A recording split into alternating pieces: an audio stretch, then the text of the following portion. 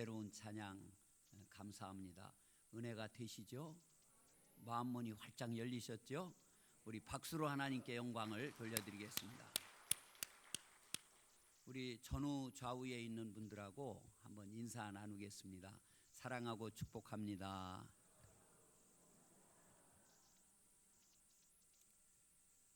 오늘 본문 창세기 1장 31절 말씀해 보니까 하나님이 지으신 그 모든 것을 보시니 보시기에 심히 좋았더라, 이렇게 말씀하고 있어요.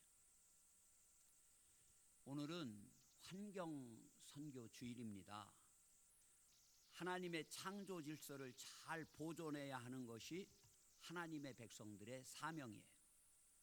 창세기 1장 말씀을 읽어보면 무려 7번이나 반복되는 동일한 구절이 있어요. 창조의 하루가 지날 때마다 반복되는 똑같은 구절이 바로 하나님이 보시기에 좋았더라라는 그런 말씀이에요. 우리 하나님은 하루하루 창조를 마치시고 그걸 바라보시면서 좋다, 참 좋다, 그렇게 말씀을 하시는 거예요. 그래서 창세기 1장은 좋았다로 시작을 해서 이것을 6번이나 반복한 후에 오늘 본문 31절에서는 심히 좋았다, very good, 그렇게 끝나는 장이 창세기 1장이에요. 그래서 창세기 1장의 별칭은 좋았다 장입니다. 여기서 좋다라고 하는 이 영어로 굿이라고 그러는데 이건 beautiful, 아름답다로도 번역될 수 있고, 이 좋다라고 하는 말은 또한 lovely, 사랑스럽다라고도 번역이 될 수가 있습니다. 우리 하나님은 매일 창조의 수고를 마치시고 좋다, 아름답다, 사랑스럽다라고 경탄을 하신 거예요. 이것이 창세기 1장이 우리에게 주는 가장 중요한 천지창조의 소식입니다.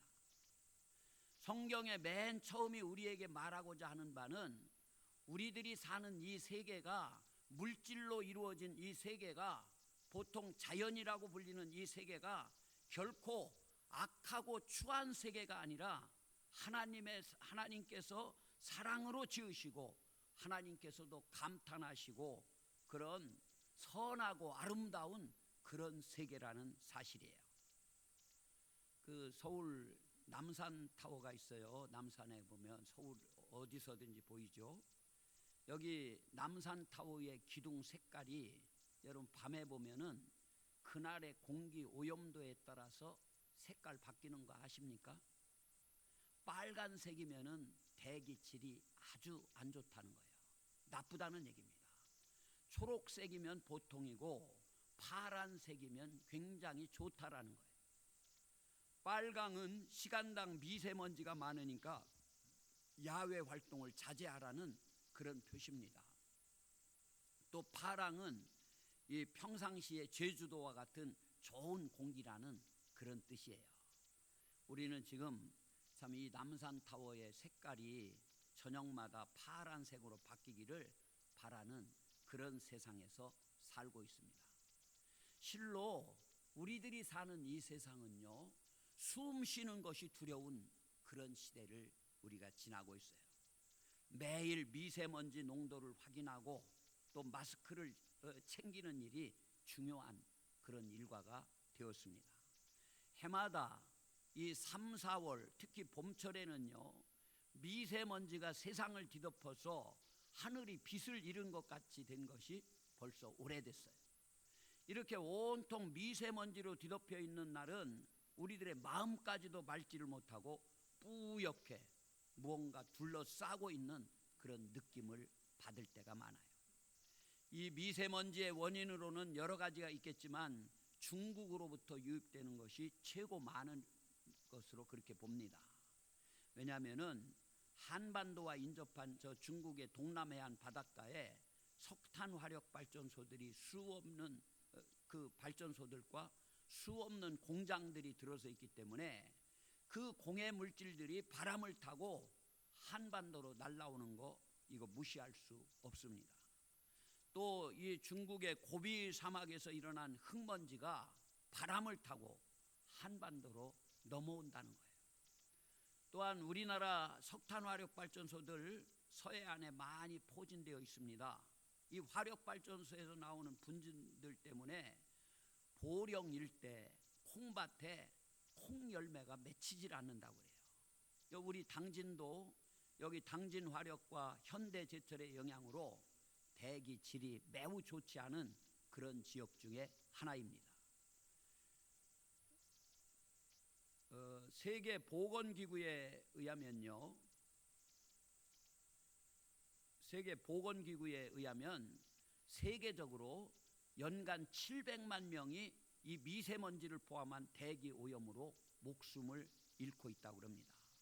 그 가운데서도 가장 큰 문제로 지적되는 초미세먼지는 전 세계 420만 명의 목숨을 위협하는 심각한 오염물질이라는 거예요. 서울연구원의 발표에 의하면요, 우리나라에서도 이 대기 오염과 초미세먼지로 인해서 한 해 약 2만 명이 목숨을 잃는다고 그럽니다.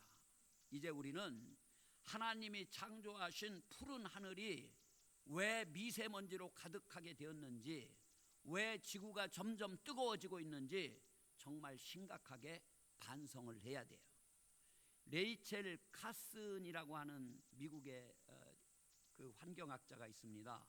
그런데 이 사람은 그의 그 저서가 침묵의 봄이라는 유명한 책이 있어요. 이 책에서 인간은 미래를 예견하고 그 미래를 제어할 수 있는 능력을 상실했다. 지구를 파괴함으로써 그 자신도 멸망할 것이다. 이렇게 알버트 슈바이처가 얘기한 것을 인용을 합니다. 그리고 인간은 스스로를 창조주 바로 다음, 아니 실은 창조주와 동급이라고 생각하지만 지구상 모든 생물 중에서 유일하게 자신이 사는 환경을 파괴하는 특별한 존재가 인간이다. 이런 얘기를 했어요. 이 레이첼 카슨의 침묵의 봄에 언급되고 있는 그 그림들을 보면은 지금 화면에 나오는 이 그림은 참새가 죽어가고 있는 그림인데, 두 다리를, 지금은 정지 화면이기 때문에 이게 떨리는 게 안 보이는데 두 다리를 팔팔 떨면서 죽어가는 그런 모습이에요. 다음 그림, 이 그림 역시 얼룩 다람쥐라고 하는 다람쥐가 몸을 웅크린 채 앞발로 가슴을 움켜잡으면서 죽어가고 있는 그런 그림입니다. 인간이 뿌려놓은 그 살충제를 먹은 벌레를 먹은 참새와 이 얼룩 다람쥐의 예예요.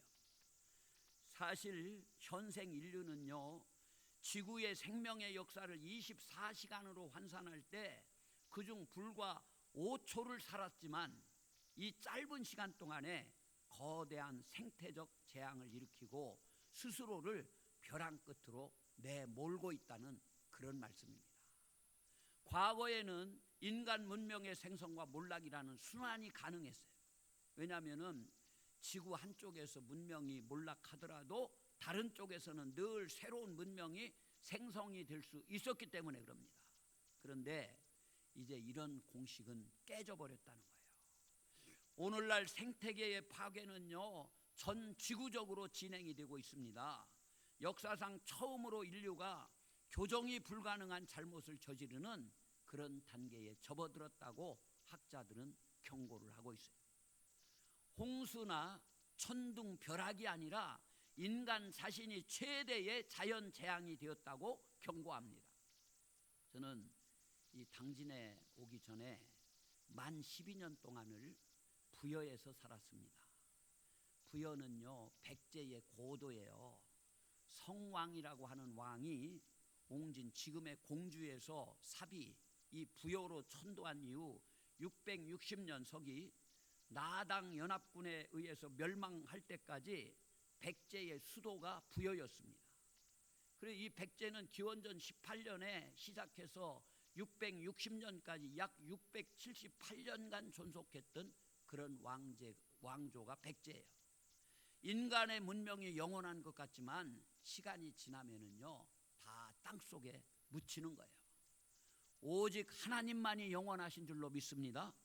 백제가 망한 지 약 1400년이 되었는데도요, 지금도 백제의 수도였던 부여의 땅을 파기만 하면 유물이 나와서 함부로 도시 개발을 못하는 그런 지역이에요.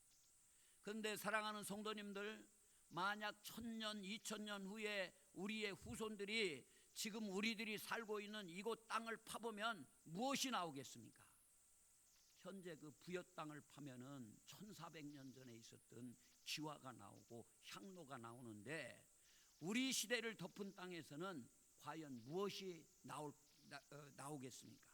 1000년쯤 뒤 우리의 후손들이 지금 우리가 사는 땅을 파보면은 크게 4가지가 나올 거라고 그럽니다.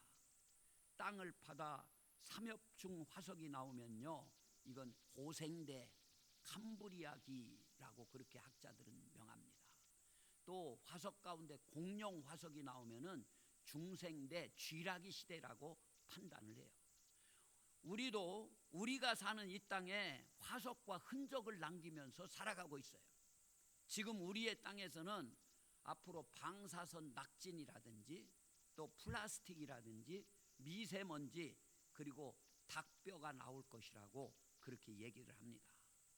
첫째로 지난 1940년대 후반 이후 수백 차례 이루어진 이 지구상의 핵실험으로 지표면에는요, 인공 방사선 낙진이 수북히 쌓였는데, 이것은 오직 우리의 지질 시대에서만 발견되는 전형적인 흔적이라는 거예요. 그러니까 1000년, 2000년 후에 우리가 살던 이 지질 시대를 파보면은 이렇게 방사선 낙진이 많이 나올 거라는 거죠. 두 번째로, 제2차 세계대전 이후 인류가 생산한 플라스틱은요, 비닐 랩으로 만들었을 때 지구를 한번 감싸고도 남을 수 있는 그런 양이라고 해요. 지금 미세 플라스틱이 바다 생물의 몸속 깊숙이 쌓이고 있다는 거예요. 그래서 여기 화면 하나 넘겨주시고, 여러분 보시는 이 그림은요, 스페인 남부 해변에서 죽은 이 고래예요. 그런데 이 고래가 죽은 원인이 뭐냐면, 바다에서 페트병이라든지 플라스틱 또 폐그물 등을 먹어서 결국은 그 원인으로 사망한 그런 고래인데, 뱃속에서요 무려 29kg이나 되는 플라스틱이 나왔다고 그럽니다. 앞으로 얼마 남지 않았습니다. 2050년이 되면 바다에는 물고기보다 플라스틱이 더 많아진다고 그럽니다. 아이고, 저는요 미세 플라스틱을 바닷물로 내버린 적이 한 번도 없는데요, 여러분 그렇게 말씀하실지 몰라. 그렇지만 만약에 오늘 아침에 양치질을 하셨다면 많은 미세 플라스틱을 하수구로 여러분들은 흘려 보내신 거예요. 치아의 표면을 깨끗하게 닦아주는 것은 치약 속의 미세한 플라스틱 알갱이들입니다. 그리고 지난 주간 세탁기를 돌리셨다면 이 현대인들이 많이 입고 있는 폴리에스테르 섬유에서 무수한 미세 플라스틱 가루를 하수구로 흘려 보내셨을 거예요. 그 미세한 가루들이 바다 생물의 몸속에 깊이 쌓이고 있습니다. 그리고 또 셋째로, 산업화의 부산물인 초미세먼지가 우리의 폐를 타고 온 몸으로 침투해 몸속 깊숙이 쌓이고 있어요. 그리고 마지막 넷째가 닭뼈들입니다. 초미세먼지, 그 다음에 닭뼈라는 얘기예요. 지금 한 해 전 세계에서 도살되는 닭은요 500억 내지 600억 마리에 이릅니다. 우리의 가축이 된 닭을 줄여서 치킨이라고 그렇게 부르죠. 우리가 사는 지구는요 이 공장식 축산으로 인해서 닭의 행성이 됐어요. 앞으로 우리 후손들은 지금의 쓰레기 매립장에서 수많은 치킨 화석을 발견하게 될 겁니다. 여러분들이 어젯밤 야식으로 치킨을 드셨다면은 그 뼈는 썩지 않고 1000년 후 우리의 후손들에 의해서 발견이 될 거예요. 우리는 더 이상 이렇게 살 수가 없습니다. 지금 하나님의 창조 세계가 신음소리로 가득하고 있어요. 하나님의 은총으로 값없이 주어진 피조물의 세계가 우리 인간들의 탐욕 앞에 상처 투성이가 되었습니다. 이것은 신앙의 문제예요.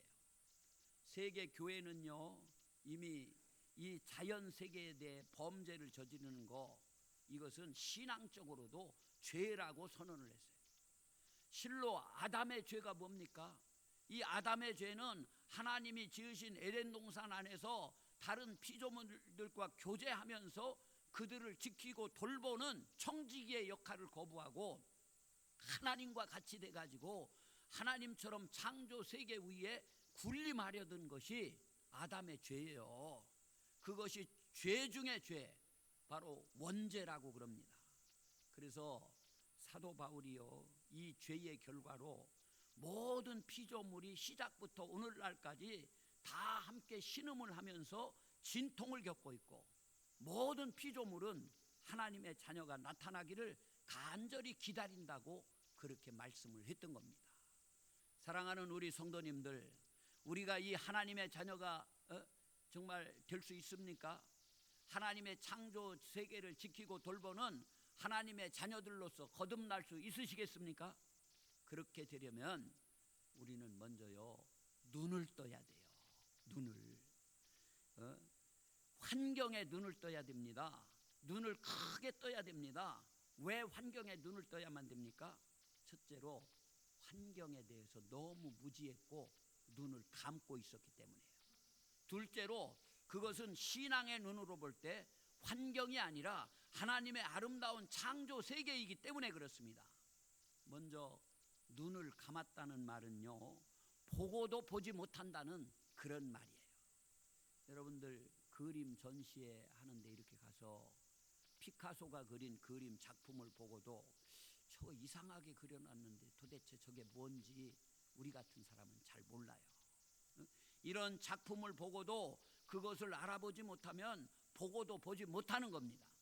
마찬가지로 하나님의 작품인 우주 만물을 보고도 그것에 경탄할 줄을 모르면요, 그건 역시 보고도 보지 못하는 것이나 마찬가지예요.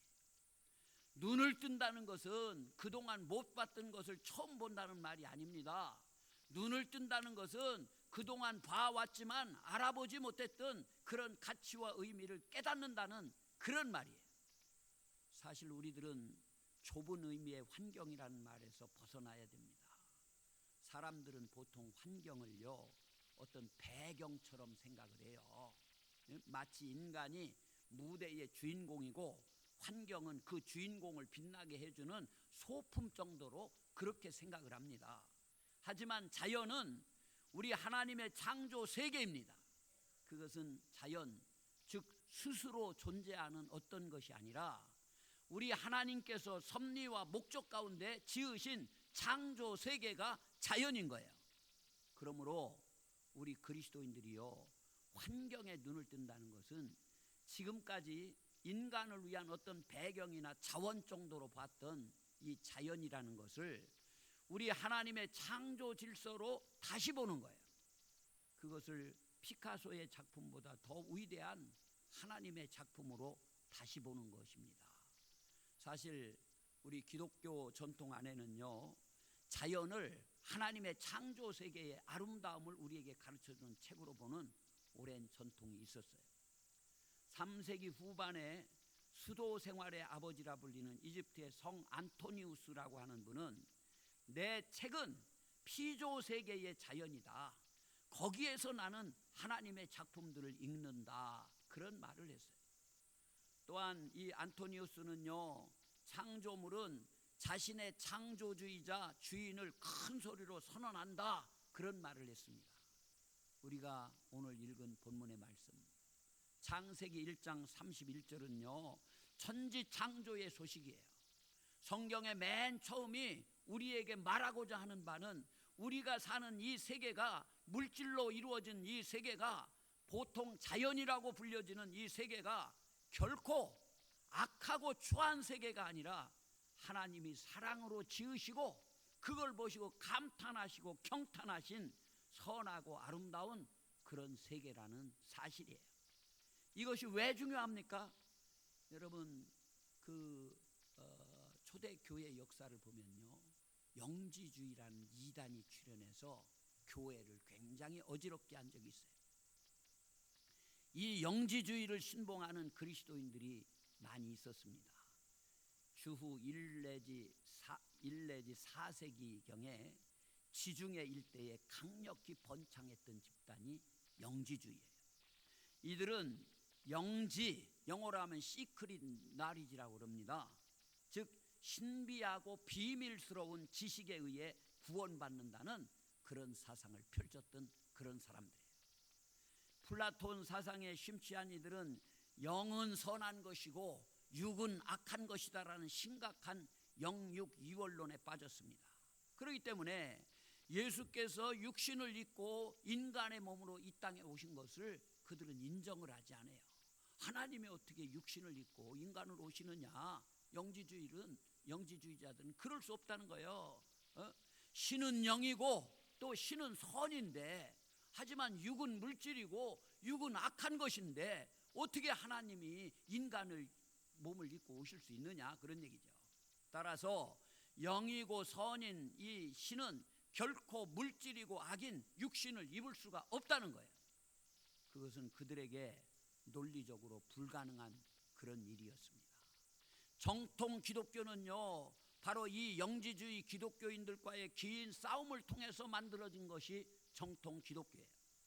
정통 신앙은 어느 신학자의 머릿속에서 나온 것이 아니라 수백 년 동안 이 이단 사상과의 투쟁을 통해서 정립이 된 겁니다.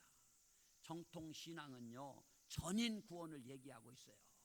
만물의 회복을 얘기하고 있습니다. 영지주의자들은 육체, 어떤 물질로부터 도피하는 그런 구원을 가르치고 있습니다. 하지만 예수 그리스도의 사도들은요, 육체와 함께 받는 구원을 가르치고 있어요. 기독교는 성육신의 종교예요. 하나님이 인간이 되신 인카네이션이라고 그러죠. 하나님이 손수 인간이 되셔서 인간을 구원하시기 위해서 인간 세상으로 내려오신 겁니다. 신이 육신이 되었다는 그런 종교예요. 때문에 예수 그리스도께서 육체로 오신 것을 시인하는 영마다 하나님께 속한 것이요, 이를 부인하는 영은 적그리스도의 영이라고 사도 바울은 단호하게 얘기를 했습니다. 하지만 불행하게도 오늘날 많은 기독교인들이 이 영지주의 기독교인들을 닮아가고 있어요. 심각한 영육이원론에 빠져서 구원은 영혼 구원만 의미한다고 주장하고 있습니다. 그 결과 오늘날 하나님의 창조 세계의 파괴 따위는 신앙의 문제가 아니라고 생각해요. 그저 막 정복하고 다스리고 정복해내고 인간 편리에 따라서 이 자연은 마음대로 해도 된다, 이런 생각을 가지고 있어요. 오직 죽어서 가는 천당, 육체가 소멸된 후에 영혼만 들어가는 천당만 가르치니 북극의 빙하가 녹아서 해수면이 상승해도 매일 하나님이 지으신 생물종 가운데 100가지가 넘는 종이 멸종을 해도 그것들은 신앙의 문제가 아니라는 거예요. 잘못된 신학이, 잘못된 세계관이 우리의 눈을 감기고 귀를 가리고 있는 겁니다. 물질 세계는 악하다라고 하는 영지주의 이단 교설로부터 오늘의 교회는 전혀 자유롭지를 못할 때가 많아요. 하지만 이 영지주의에 맞서 정통 신앙을 확립한 이레니우스라고 하는 사람이 있습니다. 신학자예요. 그는 영과 육의 통전적인 구원을 가르쳤던 그런 사람입니다. 그는 누구든지 그리스도 안에 있으면 새로운 피조물이라고 하는 바울의 가르침에 근거해서 만물의 총괄적인 갱신을 구원으로 제시를 해요. 그리스도 안에 있으면 누구든지 새로운 피조물이 된다고 할 때 우리는 기껏해야 그 누구든지 안에 흑인, 백인, 여성, 남성, 또 젊은이, 노인, 또 소수자, 다수자 등을 사람을 생각하지만 이 이레니우스 같은 출중한 신학자는요, 그 안에 인간뿐만이 아니라 하나님의 창조 세계 안에 있는 모든 피조물을 다 넣었습니다. 이레니우스에게 구원이라는 것은 제2의 창조 사건과도 같은 것이었어요. 우리 하나님은 자신이 사랑으로 창조하고 아름답다고 경탄한 이 세계를 버리고 영만 빼가시는 그런 분이 아니시라는 거예요. 우리 하나님은 자신이 창조한 세계가 비록 인간의 죄에 의해서 모든 피조물이 고통을 받고 있지만 그것을 새롭게 창조해서 영광의 자유에 이르게 하신다는 그런 말씀입니다. 이렇듯 우리 정통 기독교 신앙은 영육 이원론과 물질 혐오 사상을 넘어서 하나님의 창조 세계에 깊은 관심을 가지고 그 안에서 신실하고 책임 있는 청지기로 살아가라고 우리들을 가르치고 계신 거예요. 사랑하는 우리 성도님들, 만약 그리스도인들이 이런 신앙을 가지고 살아간다면 어떻게 되겠습니까? 이제는 온실가스를 줄이기 위해서 대중교통을 이용하고 모든 일회용품의 사용을 삼가는 거예요. 또 공장식 축산으로 고통받는 이 피조물을 기억하면서 한 주일에 하루는 완전 채식을 실천하는 일 등 신앙의 실천이 있어야 될 줄로 믿습니다. 많은 그리스도인들이 이미 환경운동의 차원에서 이런 일들을 실천하고 있지만 이제 그것은 시민운동이 아니라 우리들의 신앙 고백이요 신앙의 실천이 되어야 되는 거예요. 환경주일의 예배와 삶이 분리되지 않고 그 둘이 하나가 될 것입니다. 나아가서 우리 하나님의 창조 세계를 대규모로 파괴하는 잘못된 정책과 과학 기술에 맞서서 예언자적인 목소리를 발하게 될 겁니다. 그 그리스 정교회, 로마 정교회 이런 정교회가 있어요. 그 신자들이 세계적으로 약 한 3억 명 정도 된다고 합니다. 그 지도자인 바르톨로메스라는 그런 분이 있어요. 그런데 그분은 이런 얘기를 했어요.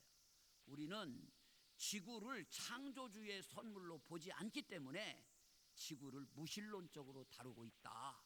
하지만 미래 세대를 위해 이 선물을 받아들이고 유지하고 전달하는 것이 우리의 임무이다. 이런 말을 했어요.